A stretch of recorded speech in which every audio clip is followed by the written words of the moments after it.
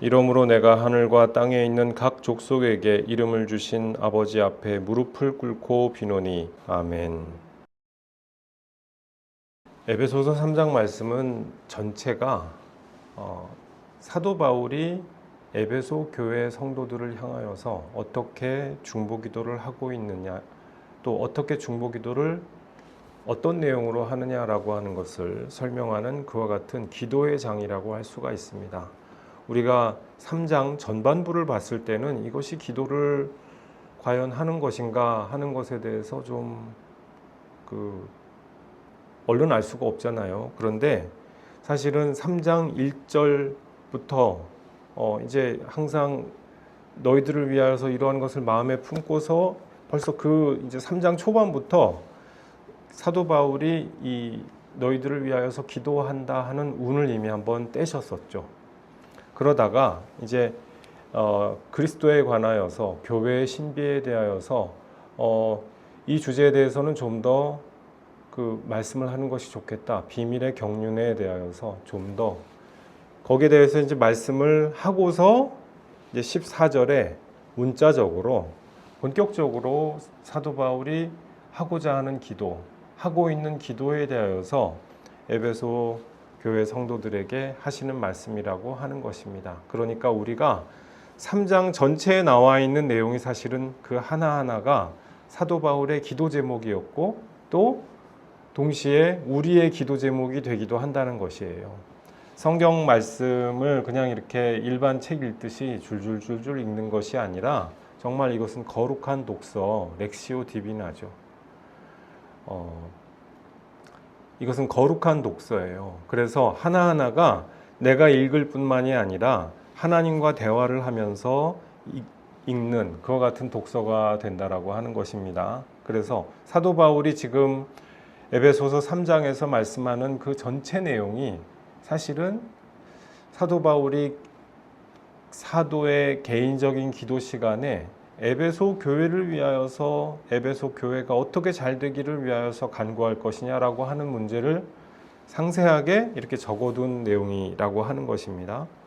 근데 오늘 14절, 15절 두 절 말씀만 볼 텐데 이 두 절 말씀을 보면은 사도 바울이 그냥 기도한다고 하면 기도했지. 굳이 콕 이렇게 표현을 적시해서 표현한 것이 있어요. 그게 뭐냐면 무릎을 꿇고 빈다라고 했습니다. 무릎을 꿇고 빈다. 우리가 예배나 기도 때 무릎을 꿇고 기도한다라고 하는 것은 이것은 예사로운 자세가 아니죠. 사람들 가운데서 만날 때 무릎을 꿇고 무엇을 빈다라고 하면 그것은 평등한 관계가 아니잖아요. 종이 자기 주인 앞에 혹은 주인으로 모시고자 하는 대상 앞에 부복하는 자세죠. 자기 자신을 최대한 낮추고 작게 보이고 그렇게 해서 상대방을 높여드리고 그러면서 하는 그와 같은 자세. 그러한 자세로 지금 하나님 앞에 사도 바울은 당신이 종인 것처럼 그렇게 기도를 하고 있다. 이것을 암시를 한다는 것입니다. 사실은 맞는 말씀이죠. 사도 바울은 이방인의 사도요 그리스도의 종으로 부름받은 자니까 그러니까 내가 사도로서 이방인의 사도로서 그리스도의 종으로서 하나님께 부복하여서 기도한다. 지금 이 말씀을 하고 있다는 것입니다. 우리가 기도하고 예배할 때 우리 개신교 예배 순서에는 무릎을 회중이 동시에 꿇는 자세가 없습니다. 안타깝게도 아쉽게도. 근데 이 카톨릭 교회의 미사에 참여해 보면은 그분들은 예배 시간에 그거를 이제 도입을 했더라고요. 도입이 되어 있더라고요. 그래서 이제 무릎 걸개라고나 해야 될까요? 그런 게 이렇게 아래에 있어서 무릎 걸개를 내리고 이제 이렇게 무릎을 꿇고 기도하는 모습을 볼 수가 있었습니다. 참 아름다운 모습이라고 생각을 하는데요. 우리도 사실은 기도할 때 무릎을 꿇기도 하죠. 찬양을 한다든지 자유 기도 시간을 할 때 자유 기도 시간을 드릴 때 무릎 꿇고 기도하기도 합니다. 뭐 그럴 때 이제 무릎 방석이나 어떤 그런 것이 좀 준비가 돼 있어서 좀 무릎을 다치지 않고 기도하는 것이 더 낫겠죠. 어쨌든 사도 바울이 지금 무릎 꿇고 기도한다라고 하는 것은 그만큼 간절하게 기도한다라고 하는 것입니다. 그만큼 나 자신을 낮추고 나의 기도의 대상이신 하나님 아버지께 나의 모든 것을 혼신의 정성과 힘을 다해서 정성을 다해서 겸손하게 간구한다라고 하는 그와 같은 함의가 있다라고 하는 것이죠. 그리고 또 이 사도 바울이 지금 하나님을 어떻게 부르고 있습니까? 하나님을 그냥 주 하나님이라고 부르지 않고 아버지라고 부르고 있어요. 아버지 앞에 무릎을 꿇고 있다. 이게 또 이제 예사롭지 않은 것이죠. 원래 우리는 다 서서 아버지 하면은 우리는 당당하게 주눅 들지 않고 우리가 아빠한테 대들면 대들었지 쫄지 않잖아요. 우리 현대에는. 그래서 우리 아버지 앞에 무릎을 꿇고 빈다라고 하는 이 표현은 우리가 다시 한 번 더 생각을 해보지 않을 수가 없는 것 같은 표현이라고 하는 것이죠. 우리 그리스도인들의 기도는요, 항상 아버지 하나님께 드리는 기도죠. 그래서 우리 기도는 자유롭기도 하고 격이 없기도 하고 그렇습니다. 이 기도를 들어주실까? 모르지 뭐. 그냥 일단 해보는 거지 뭐. 그러면서 약간 우리는 천진스러운 생각을 가지고 이제 아버지 하나님께 기도를 드리죠. 비기독교인들이 만일에 기도를 한다고 할 때 기도를 이렇게 천진스러운 생각으로 하기는 쉽지 않을 겁니다. 치성을 드려야 되니까. 근데 이제 우리 그리스도인들은 아버지 하나님께 아빠 아버지한테 우리가 모든 것들을 기탄 없이 담대하게 구하는 것을 더 넘어서서 좀 천진스럽게 아무 생각 없이 그렇게 기도할 때가 종종 있죠. 그런데 지금 사도 바울은 아버지 앞에 무릎을 꿇고 빈다고 했어요. 예수님의 겟세마네 기도가 생각나잖아요. 무릎을 꿇고 막 그냥 땀이 피처럼 이렇게 흘러나오기까지 그렇게 기도를 하시는 그 겟세마네 동산의 기도를 생각나게 하죠. 그래서 이 아버지 하나님께서 정말 인간의 생사화복을 주장하시는 그런 아버지시다. 하늘과 땅에 있는 각 족속에게 이름을 주신 아버지다. 이 세상의 천사들에게도 악령들에게도 이 세상의 전 세계 모든 족속들에게도 각각의 이름을 부여해 주신 주권자 하나님이시다. 이제 이 하나님이 바로 내 아버지 하나님이시기 때문에 이분께 내가 모든 경외와 존경과 그리고 간절함을 담아서 아버지의 이름으로 내가 기도한다. 사도 바울이 지금 이걸 말씀을 하고 있잖아요. 우리 이 기도가 바로 이와 같은 기도가 되어야 할 줄로 믿습니다. 지금 사도 바울은 이방인의 사도로서 그리스도의 종으로서 기도하는 것이죠. 그럼 우리는 다릅니까? 우리도 그리스도의 제자로서 하나님의 종으로서 주의 종으로서 우리의 간절한 기도 제목에 대하여서 이렇게 무릎을 꿇고 간절하게 기도할 수 있는 그러한 간절함이 있어야 될 줄로 믿습니다. 기도를 하는데 내가 무릎을 꿇고 예수님이 겟세마네 동산에서 어떻게 기도하셨겠어요? 내가 이렇게 소리를 지르거나 소리를 높이면은 뭔가 좀 품위가 없어 보이니까 이런 생각 하셨을까요? 아닐 거잖아요. 제자들이 저기 있어도 내가 개의치 않고 아버지 하나님을 향하여서 열심히 최선을 다하여서 정말 부르짖어서 기도하지 않겠어요? 그러니까 우리도 부르짖어서 기도하는 그런 기도가 있어야 된다라고 하는 것이죠. 사도 바울이 그 개인의 기도 시간에 부르짖어서 소리내서 기도할 수 있는 기도의 그 시간이 있었다라고 하는 것입니다. 우리도 우리가 기도할 때 우리 기도 시간을 정해서 기도하는 주제를 가지고 하나님께 구체적으로 기도하는 그와 같은 우리 기도의 훈련이 되어야 할 줄로 믿습니다. 사도 바울이 인식하고 있는 하나님 아버지는 어떤 분이시라 했어요? 하늘과 땅에 있는 각 족속에게 이름을 주셨다 했습니다. 천지를 주재하시고 다스리시고 통치하시는 주권자시다라는 것입니다. 역사를 주관하시는 역사의 주권자 되신다. 그래서 우리가 기도할 때 그냥 개인적인 구복을 위해서 기도한다면 그것은 기독교의 기도는 적어도 아닙니다. 예. 세상에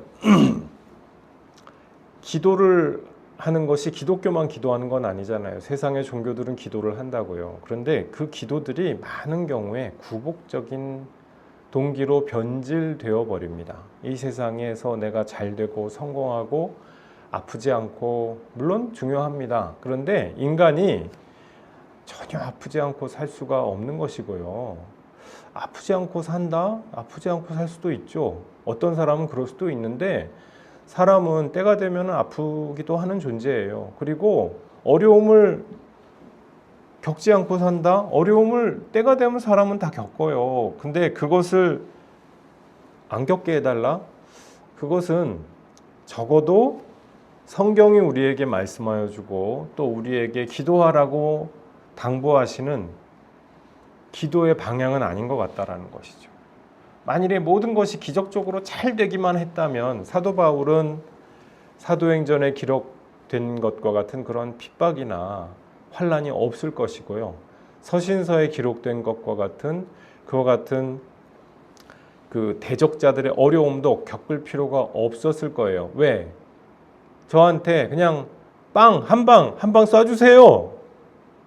뭐 한 열흘 정도 금식 빡 하고 나면은 뭘 쏴주고, 여러분 맞아요? 그런 거 맞습니까? 성경에서 그렇게 기록이 되어 있습니까? 아니에요. 사도 바울이 자기 몸에 가시가 떠나기를 위하여서 기도를 할 때에도 세 번이나 이것이 오늘 해주세요 1번, 또 해주세요 2번, 아직도 안 해주셨네 3번, 이렇게 3번이에요? 아니잖아요. 기간을 딱 잡고 내가 이렇게 하리라 여러 날 기도했다는 그렇게 3번이라는 말씀이잖아요. 근데 사도 바울이 그렇게 했는데도 하나님이 응답을 사도 바울이 원하는 대로 딱 주시지 않았어요. 그렇죠? 사도 바울이 원하는 대로 빵 그렇게 해서 모든 것이 기적적으로 왔다 그렇게 해서 기도를 들어주시는 분이 아니더라는 것입니다. 하나님의 뜻에, 우리가 기도를 드린다는 것은 하나님의 뜻에 참여하는 것이죠.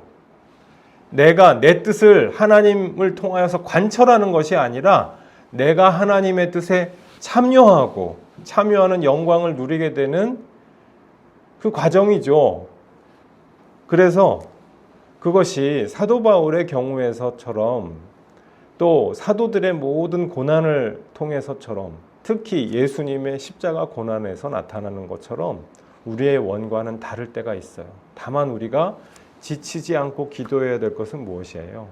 우리의 생사화복이 내가 원하는 대로 평안하게 잘 풀렸으면 이게 아니에요. 사도들의 기도 제목을 보면 그런 것이 아니라고 하는 것을 우리가 분명히 알 수가 있어요. 그것은 온전히 하나님께 맡겨두고 하나님이 좌로 가라 하시면 좌로 가는 것이요, 우로 가라 하면 우로 가는 것이에요. 내가 그 비밀을 알아내기 위하여서 점집을 가가지고 점사를 들어보고 그렇게 해야 내가 미래를 압니까? 그것은 하나님의 뜻과는 반대되는 행동이라는 것입니다. 사업하는 사람이 내 개인의 역량을 점검하고 상권을 분석하고 내가 가진 전략과 내가 가진 무기를 분석을 해가지고 장사에 뛰어들어야지. 점장이를 찾아가서 점사를 물어보고 푸닥거리를 하고 그렇게 해야 장사가 잘 됩니까? 그런 식으로 가스라이팅 당하지 말라는 것이 하나님의 뜻이라는 것이죠. 우리가 기도하는 목적과 이유와 근거가 뭐예요? 하나님의 뜻을 우리가 구하고 그 하나님의 뜻에 내가 참여하게 되는 것이라는 바로 그 사실입니다. 그래서 사도 바울이 에베소서 3장에서 우리에게 보여주고 계시는 기도의 그 자세, 태도, 모범은 무엇이냐? 내가 이렇게 하게 해주세요. 지금 사도 바울은 감옥에 있잖아요. 나 감옥 나가게 해주세요. 이런 게 기도 제목이었겠어요? 나 감옥에서 잘 먹고 잘 살게 해주세요. 이것도 이상하죠? 내가 감옥에 다시는 안 다니고 평안하게 살다 죽게. 이것도 이상하지요? 여러분, 이런 것들이 사도의 기도 제목이 아니었다고요. 이것이 그리스도인의 기도 제목이 될 수가 없다고요. 그렇죠. 내 인생의 부침을 통하여서 좌충우돌 시행착오를 통하여서 하나님께서 나에게 바라고 계시는 그 하나님의 경륜, 구원의 경륜, 그 경륜에 내가 참여하게 되는 것이 중요하다고요. 사도 바울은 지금 그것을 구하고 있는 것입니다. 에베소 성도들이, 에베소 교회 성도들이 바로 이것을 깨닫고 하나님의 은혜의 반열에 들어가서 함께 이 은혜의 경륜에 참여하게 되기를 위하여서 기도하는 것.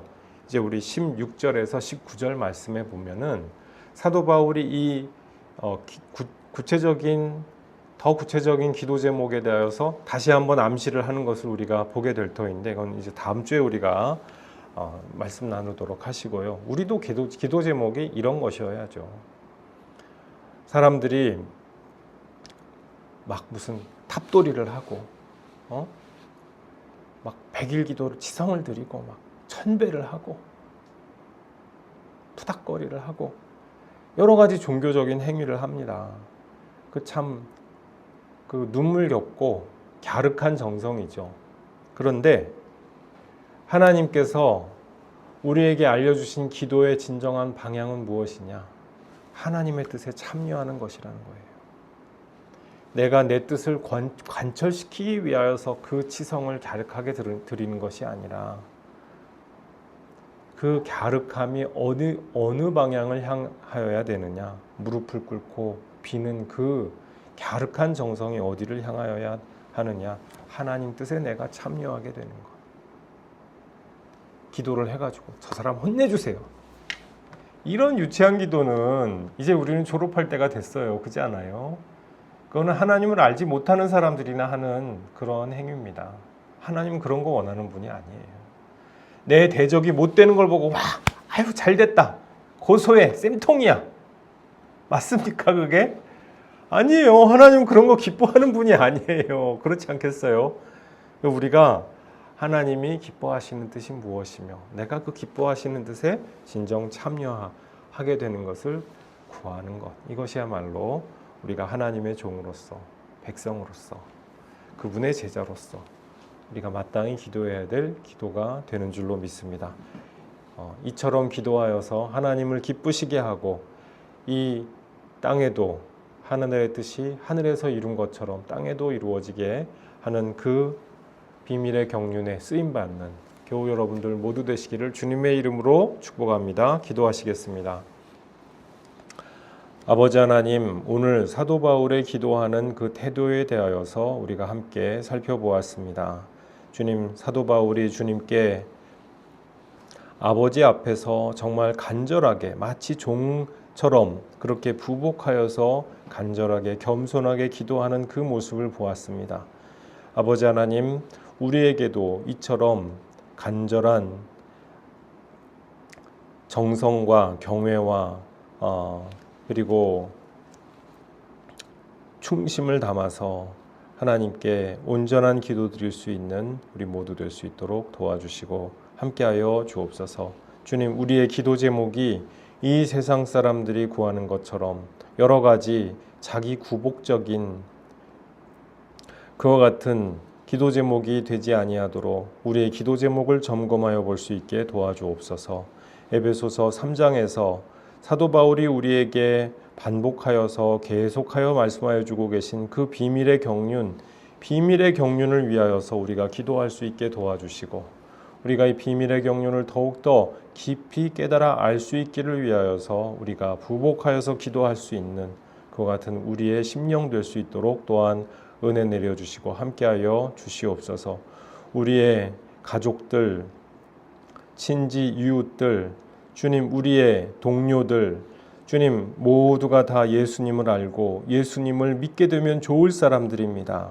아버지 하나님, 인간의 시각에서 가장 악하고 못된 사람들조차 주님께서 보시기에 건져내어야 할 것 같은 귀하고 딱한 영혼들이 되는 줄로 믿습니다. 주님, 우리가 그들을 위하여서도 기도할 수 있게 도와주시고, 우리가 이 세상에서 잘되고 못됨이 아니라 오로지 하나님의 은혜 가운데서 잘되고 못됨을 위하여서 간구할 수 있도록 주님 붙들어 주시고 함께하여 주옵소서. 우리의 입술을 주님께서 주장하여 주시옵고, 우리의 심령을 또한 주님께서 또한 주장하여 주시고 새롭게 하여 주옵소서. 감사드리옵고 예수님 이름으로 기도드리옵나이다. 아멘.